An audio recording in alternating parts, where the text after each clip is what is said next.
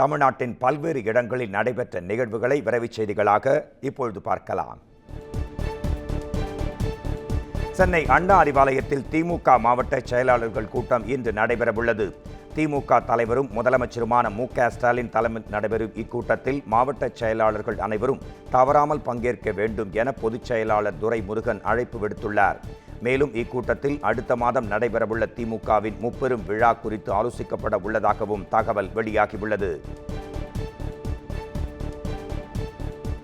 அதிமுக அவசர செயற்குழு கூட்டம் அக்கட்சியின் பொதுச் செயலாளர் எடப்பாடி பழனிசாமி தலைமையில் இன்று நடைபெறவுள்ளது. மக்களவைத் தேர்தல் தோல்வி தொடர்பாக தொகுதி வாரியாக நிர்வாகிகளுடன் எடப்பாடி பழனிசாமி கடந்த ஜூலை மாதம் ஆலோசனை நடத்தினார். அப்போது மக்களவைத் தேர்தலில் வலுவான கூட்டணி அமைக்காததால் தோல்வியை சந்திக்க நேரிட்டதாகவும் சட்டப்பேரவையில் வலுவான கூட்டணியை அமைக்க வேண்டும் என்றும் நிர்வாகிகள் வலியுறுத்தினர். இந்நிலையில் சென்னை ராயப்பேட்டையில் உள்ள கட்சி அலுவலகத்தில் காலை 9:30 மணியளவில் எடப்பாடி பழனிசாமி தலைமையில் அதிமுக அவசர செயற்குழு கூட்டம் கூடவுள்ளது. இதில் கட்சியின் அடுத்த கட்ட கட்சி வளர்ச்சி பணிகள் குறித்து ஆலோசிக்கப்பட உள்ளதாகவும் தற்போது தகவல் வெளியாகியுள்ளது. ஸ்ரீஹரிகோட்டாவில் ஏவப்படும் SSLV-D3 சிறிய ராக்கெட்டை காண்பதற்காக தனியார் அமைப்பு சார்பில் 20க்கும் மேற்பட்ட மாணவ மாணவிகள் அழைத்துச் செல்லப்பட்டனர். இந்திய விண்வெளி ஆராய்ச்சி நிறுவனமான இஸ்ரோ SSLV-D3 ராக்கெட்டை விண்ணில் ஏவுகிறது. இந்நிலையில் நாமக்கல் மாவட்டம் ராசிபுரம் கோனேரிப்பட்டி பகுதியைச் சேர்ந்த தனியார் அமைப்பு மூலம் 20க்கும் மேற்பட்ட பள்ளி மாணவ மாணவிகளை இஸ்ரோவில் ஏவப்படும் ராக்கெட்டை காண்பதற்காக அழைத்துச் செல்லப்பட்டனர். விருதுநகர் மாவட்டம் சதுரகிரி சுந்தர மகாலிங்கம் கோயிலுக்கு பக்தர்கள் செல்ல நாளை முதல் 4 நாட்களுக்கு அனுமதி அளிக்கப்பட்டுள்ளது. சதுரகிரி சுந்தர மகாலிங்கம் கோயிலில் மாதந்தோறும் பிரதோஷம், பௌர்ணமி, அமாவாசை வழிபாட்டுக்காக பக்தர்கள் மலையேறி சென்று சுவாமி தரிசனம் செய்ய அனுமதி வழங்கப்பட்டு வருகிறது. அதன்படி ஆடி மாத பிரதோஷம், பௌர்ணமி வழிபாட்டுக்காக நாளை முதல் 20ஆம் தேதி வரை 4 நாட்கள் பக்தர்கள் மலையேறி சென்று சுவாமி தரிசனம் செய்ய அனுமதி வழங்கப்பட்டிருக்கிறது.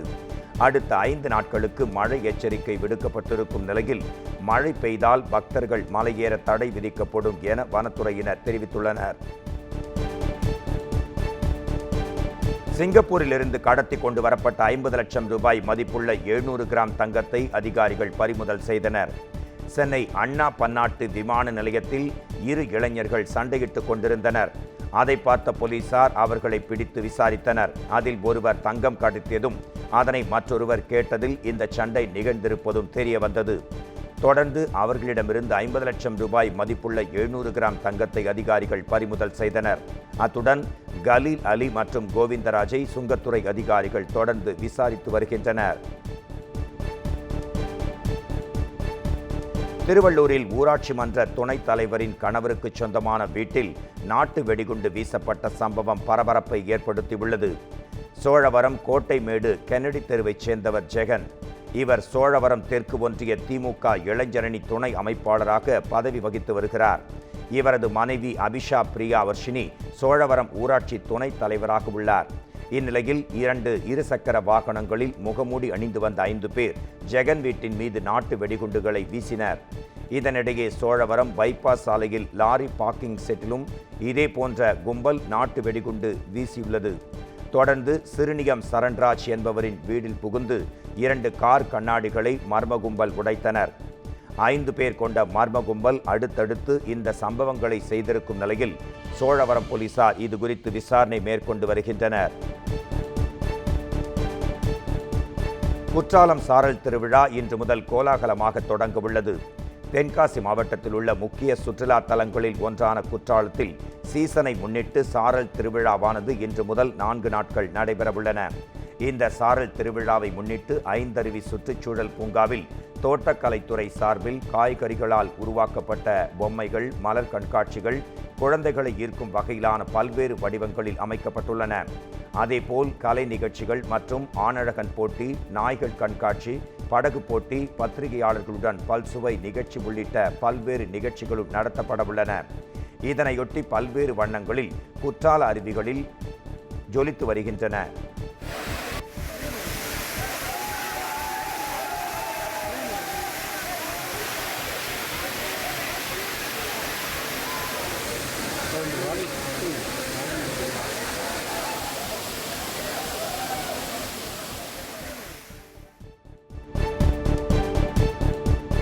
கோவளத்தில் சர்வதேச 3வது காற்றாடி திருவிழாவை அமைச்சர்கள் துவக்கி வைத்தனர். செங்கல்பட்டு மாவட்டம் கோவளத்தை அடுத்த திருவிடந்தை கிழக்கு கடற்கரை சாலையில் தமிழ்நாடு சர்வதேச 3வது காற்றாடி திருவிழா தொடங்கியது. 4 நாட்கள் நடைபெறும் இவ்விழாவை அமைச்சர் ராமச்சந்திரன் மற்றும் அமைச்சர் தாமு அன்பரசன் ஆகியோர் துவக்கி வைத்தனர். இதில் பிரான்ஸ், ஜெர்மனி உள்ளிட்ட பல்வேறு நாடுகளில் இருந்து வந்திருந்த 100க்கும் மேற்பட்ட வீரர்கள் தங்களது காற்றாடிகளை காட்சிப்படுத்தினர். இந்த காற்றாடி திருவிழா பார்வையாளர்களை வெகுவாக கவர்ந்தது.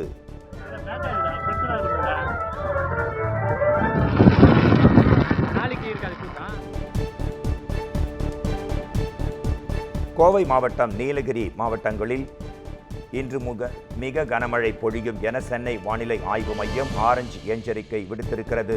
இது தொடர்பாக வெளியிடப்பட்டுள்ள செய்திக்குறிப்பில் வளிமண்டல மேலடுக்கு சுழற்சி காரணமாக தமிழகத்தில் ஒரு சில இடங்களிலும் புதுவை மற்றும் காரைக்கால் பகுதிகளிலும் இடி மின்னலுடன் கூடிய லேசானது முதல் மிதமான மழை பெய்யக்கூடும் என தெரிவிக்கப்பட்டுள்ளது.